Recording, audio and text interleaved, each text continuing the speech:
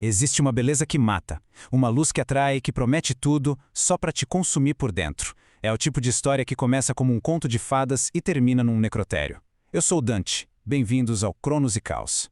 De um lado do ringue, a juventude, a inocência. Garotas querendo um futuro, um pouco de independência. Do outro lado, a ganância corporativa. Uma empresa que guardava um segredo sujo, um segredo que valia mais que a vida delas. E é bem no meio dessa briga que a nossa investigação começa. Para a gente entender o tamanho do engano, a gente precisa voltar no tempo. Uma época em que o rádio, a grande descoberta de Marie Curie, não era visto como perigo. Não, era um milagre. Uma poção mágica que prometia curar qualquer coisa, dar energia, praticamente te fazer brilhar de saúde. E como todo milagre, todo mundo queria um pedaço. O rádio estava em tudo, em tônicos, cremes, pasta de dente, até em chocolate. As empresas empacotavam a morte e vendiam como vitalidade. E o povo? O povo comprava, engolindo o próprio veneno sem nem desconfiar. E no meio dessa febre toda surge a US Radium Corporation. Ela não vendia só um emprego, ela vendia status. Um trabalho elegante, quase artístico, com um salário que mudava a vida. E era perfeito para mulheres jovens, com suas mãos firmes e delicadas, ideais para pintar os pequenos números que iam guiar os soldados na escuridão da guerra. Um trabalho de heroínas. Pelo menos era o que parecia. Elas logo ganharam um apelido, as Garotas Fantasmas. Um nome que soava etéreo, mágico. Mal sabiam elas que esse brilho fantasmagórico vinha de um método ensinado pela própria empresa. Uma técnica que a cada pincelada as envenenava um pouco mais. E o truque, o segredo do diabo, estava no primeiro passo. Leve o pincel aos lábios, eles diziam.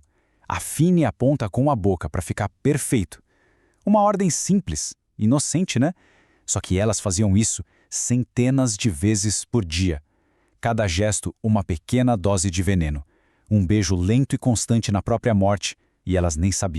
A tragédia aqui se vestia de glamour. Elas saíam da fábrica e literalmente brilhavam no escuro. Iam para os bailes com as unhas, os dentes e os vestidos pintados com a tinta radioativa para chamar atenção. E chamavam. Elas eram o centro de tudo, sem fazer ideia de que aquele brilho era a radiação consumindo seus corpos por dentro. E é aqui que a hipocrisia fica escancarada.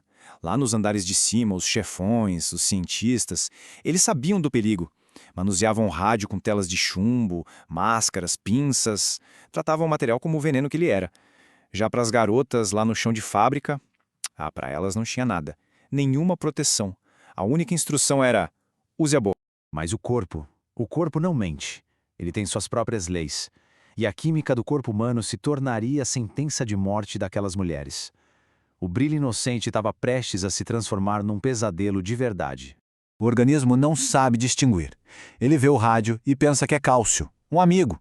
Então ele absorve, acolhe o veneno e o guarda no lugar mais seguro que tem, dentro dos ossos. O esqueleto delas virou um depósito de lixo radioativo. O primeiro sintoma vinha justamente da boca que as envenenou, uma dor de dente que não passava.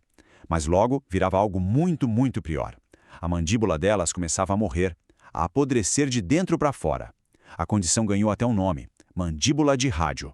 Tenta imaginar a cena. Uma simples visita ao dentista virava um filme de horror. O osso já morto, frágil, não aguentava. O dentista puxava um dente e um pedaço da mandíbula vinha junto.